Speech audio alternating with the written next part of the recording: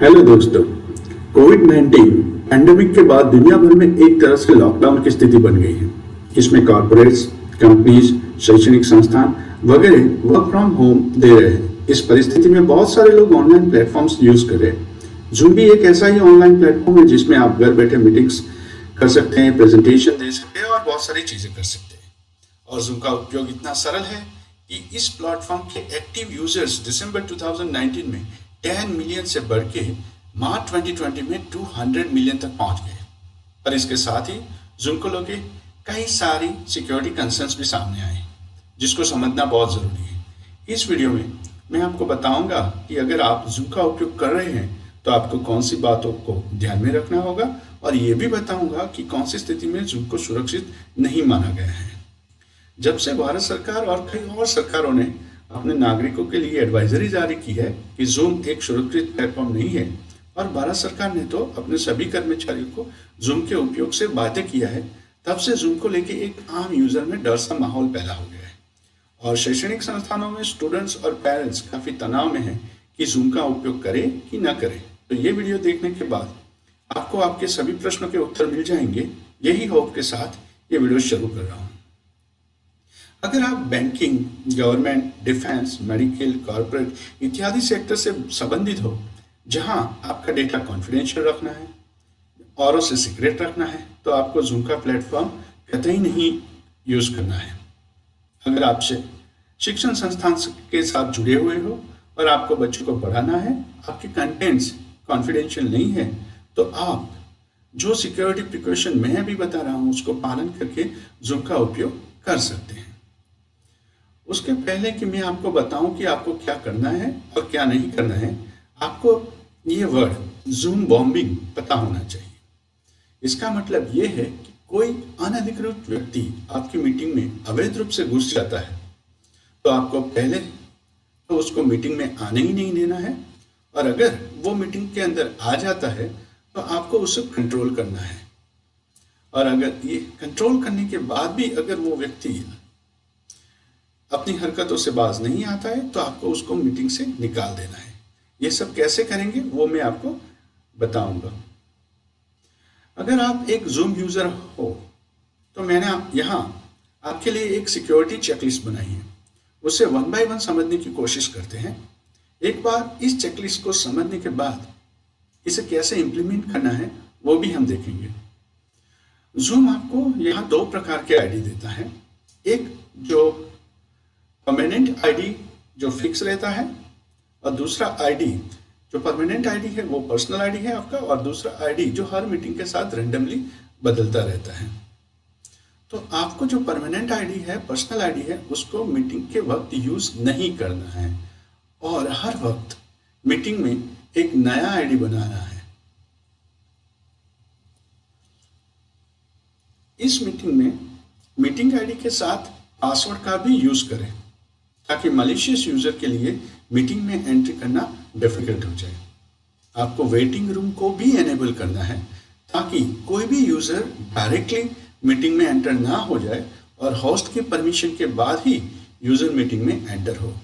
इस प्रकार आप अनऑथोराइज्ड एंट्री को रिस्ट्रिक्ट कर सकते हैं।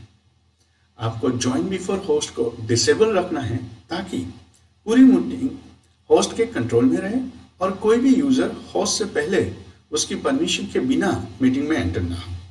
आपको स्क्रीन शेयरिंग सिर्फ होस्ट के पास ही रखना चाहिए, ताकि कोई भी अनऑथोराइज्ड यूजर अपनी स्क्रीन शेयर करके खुद का मार्केटिंग ना कर सके, या तो कोई पोर्नोग्राफिक क्लिप ना चला सके, या कोई और कंटेंट्स होस्ट की परमिशन के बिना शेयर ना कर सके। एक बार किसी भी मालिशियस यूजर को हमने मीटिंग से निकाल दिया है, रिमूव कर दिया है, तो वो फिर से हमारी कोई भी मीटिंग में ज्वाइन ना हो पाए, उसके लिए आपको allow remove participants to rejoin उसको डिसेबल कर देना है।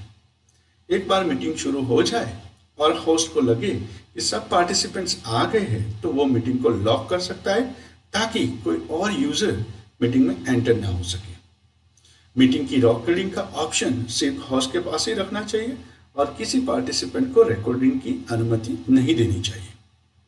जब तक जरूरी ना हो तब तक फाइल ट्रांसफर अवॉइड करें, और एक बार मीटिंग खत्म हो जाने के बाद होस्ट को मीटिंग को लीव करने के बजाय एंड करना चाहिए, ताकि वो मीटिंग उसके निकलने के बाद कंटिन्यू ना रहे। सबसे इंपॉर्टेंट बात कि पीरियोडिकली आपको जूम को अपडेट करते रहना है, ताकि जो नए फीचर्स जूम ऑफर करता है वो आपकी ऐप में आ जाए। अब देखते हैं कि ये सब चीज़ें हम जूम में कैसे कर सकते हैं। सबसे पहले आपको जूम ऐप डाउनलोड करके साइन इन करना है। उसके लिए आप अपना गूगल या फेसबुक का आईडी यूज कर सकते हो, या फिर सिंगल साइन इन के थ्रू भी आप लॉग इन कर सकते हो। उसके बाद आपको ये स्क्रीन मिलेगा जिसमें आप नई मीटिंग क्रिएट कर सकते हो, फ्यूचर के लिए मीटिंग शेड्यूल कर सकते हो, किसी और होस्ट की meeting as a participant join भी कर सकते हो, या फिर अपनी स्क्रीन शेयर भी कर सकते हो। अब जो हमने पहले सिक्योरिटी चेकलिस्ट स्टडी किए, उसको कैसे इंप्लीमेंट करना है ये देखते हैं। उसके लिए पहले हमें सेटिंग्स में जाना है। तो सेटिंग्स में जाने के लिए आप ऊपर जो URL दिया गया है zoom.us/profile/settings में जा सकते हैं, या फिर टॉप राइट कॉर्नर में प्रोफाइल पिक्चर के क्लिक करके फिर सेटिंग में ऑप्शन भी कर सकते हैं।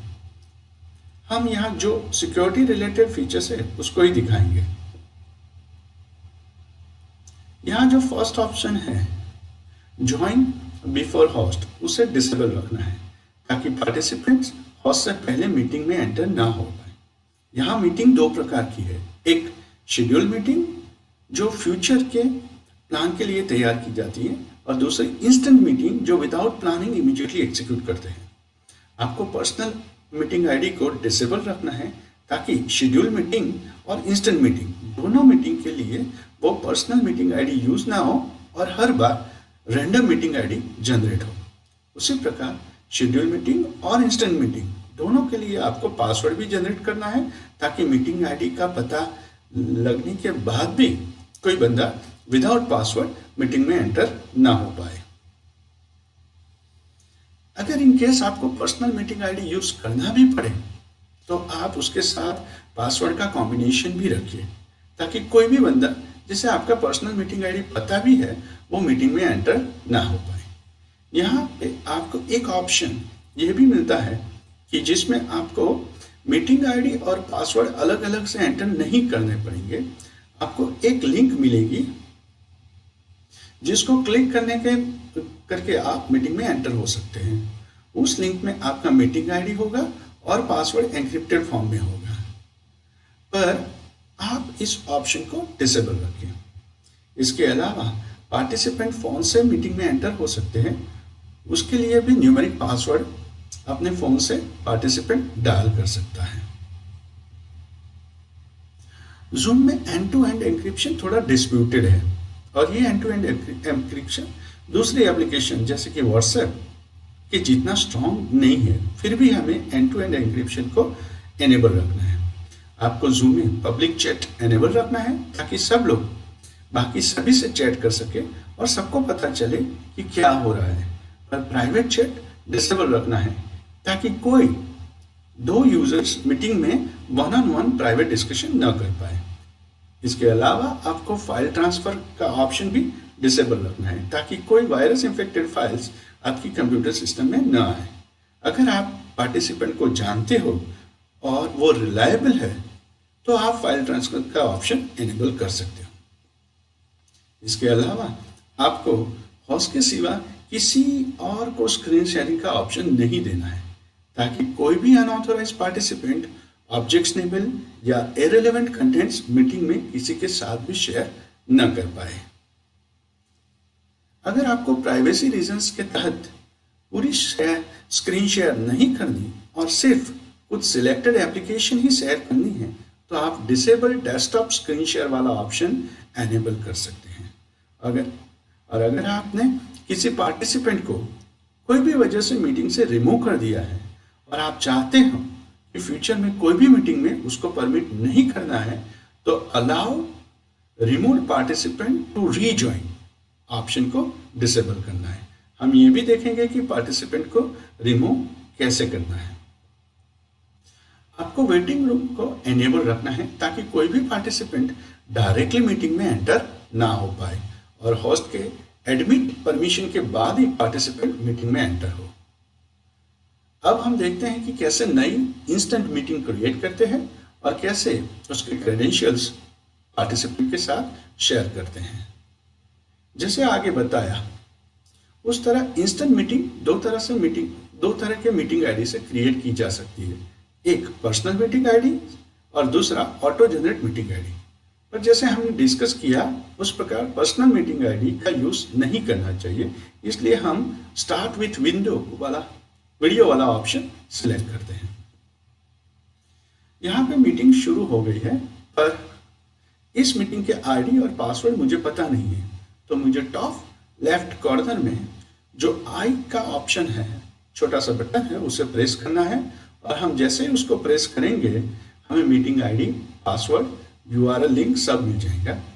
तो हम पार्टिसिपेंट को वो लिंक कॉपी करके शेयर कर सकते हैं।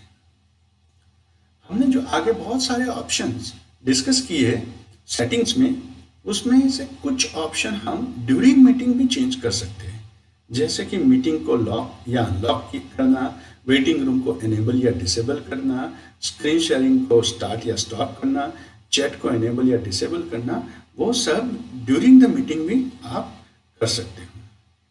इसके अलावा मीटिंग शेड्यूल करने के समय पर्सनल मीटिंग आईडी का यूज ना करके मीटिंग आईडी को रैंडमली जनरेट कराना है, ताकि हर मीटिंग में नया आईडी मिले। और सब मीटिंग में पासवर्ड को भी रखना है और वेटिंग रूम का ऑप्शन एनेबल रखना है। ऑटो रिकॉर्डिंग ऑप्शन आप एनेबल कर सकते हैं, ताकि फ्यूचर में अगर कोई इश्यू होता है तो रिकॉर्डिंग को हम सबूत के तौर पे इन्वेस्टिगेशन एजेंसी को दे सकते हैं। और सबसे इंपॉर्टेंट बात है कि आपको अपना जूम एप्लीकेशन अपडेटेड रखना है, ताकि आपको जूम के लेटेस्ट फीचर मिल पाए। उसके लिए आपको राइट कॉर्नर से प्रोफाइल पिक्चर पर क्लिक करके आपको चेक फॉर अपडेट पे जाना है, और अगर अपडेट अवेलेबल है तो ये अपडेट बटन इनेबल होगा। उस प्रेस करने के बाद सब एप्लीकेशन अपडेट हो जाएगी। अगर आपने वेटिंग रूम एनेबल किया है तो जैसे ही कोई पार्टिसिपेंट उसको मीटिंग में उसको एंटर होना है तो आपको ऐसे एक रिक्वेस्ट आएगी, एडमिट। तो अगर आप उसको जानते हो, अगर आपको लगता है कि he is the authorised participant, तो आप एडमिट बटन दबाइए। Otherwise the participant will not be able to enter into your meeting. अगर आपको लगता है कि मुझे उसको अलाउ नहीं करना है, कोई मलिशियस यूजर है, आपको रिमूव करना है, तो आप उसको रिमूव भी कर सकते हैं। और आप एडमिट या रिमूव बटन दोनों में से कोई भी नहीं दबाओगे तो वो पार्टिसिपेंट बाहर ही रहेगा। एक बार पार्टिसिपेंट अंदर आ जाने के बाद, मीटिंग में आ जाने के बाद भी अगर आपको रिमूव करना है तो उसको यहाँ पार्टिसिपेंट लिस्ट में जाके क्लिक करके आप रिमूव कर सकते हो। और एक बार आपने किसी यूजर को उसके मिसचिफ मैलिशियस बिहेवियर के लिए आपने रिमूव किया है तो वो बंदा फिर से वापस नहीं आएगा। क्यों?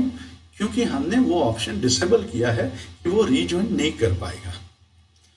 उसके अलावा जैसे ही होस्ट या एडमिनिस्ट्रेटर या आप मैनेजर जो मीटिंग जिसने क्रिएट की हो, जो अब जब मीटिंग खत्म हो जाए तो आपको and meeting for all click करना है, क्योंकि अगर आप सिर्फ लीव मीटिंग क्लिक करोगे तो मीटिंग चालू रहेगी और बाकी के पार्टिसिपेंट मीटिंग में क्या कर रहे हैं वो आपको नहीं पता चलेगा, क्योंकि आपने लीव कर दिया है।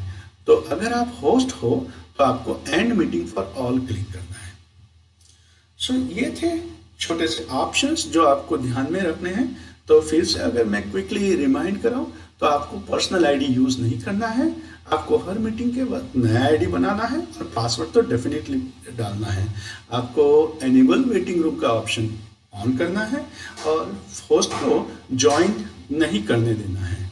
स्क्रीन शेयरिंग का ऑप्शन ओनली होस्ट ही यूज कर सकता है और रिमूव पार्टिसिपेंट टू रीजॉइन ये ऑप्शन आपको डिसेबल करना है। एक बार मीटिंग शुरू हो जाने के बाद आप मीटिंग को लॉक कर दो ताकि दूसरे पार्टिसिपेंट उसमें एंटर ना हो सके। आपको रिकॉर्डिंग का फीचर, फाइल ट्रांसफर का फीचर रिस्ट्रिक्ट करना है और एंड टू एंड मीटिंग करने पे आपको उसको लीव के बजाय आपको मीटिंग को एंड करना है और कंटिन्यूसली आपको एप्लीकेशंस को अपडेट करते रहना है। उसके अलावा बहुत सारे दूसरे ऑप्शंस हैं जो अगर आप जूम को यूज़ नहीं करना चाहते हैं तो व्हाट्सएप है, गूगल ड्यूओ है, हैंगआउट है, जॉइन मी है, ये सारे ऑप्शन स्मॉल ग्रुप के लिए है कि 4, 6, 8, 10 यूजर आपके पास है, तो this are the different option that you can use.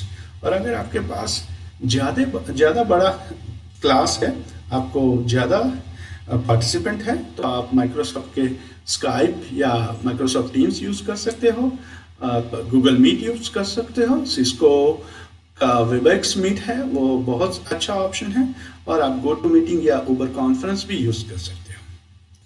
So with this now I want you to take your own call now, कि अगर आपको डेटा जो है वो कॉन्फिडेंशियल नहीं है, आपका डेटा सीक्रेट नहीं है, जो मीटिंग में डिस्कशन जो हो रहा है वो कंटेंट्स सीक्रेट नहीं है, और अगर आप एजुकेशन डोमेन से बिलोंग करते हो जहाँ पे नॉर्मल टीचिंग लर्निंग प्रोसेस हो रही है, तो you may use zoom with the precautions that I have shown.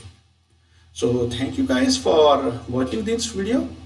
I hope you will be safe with this Zoom and all other online options. Thank you very much.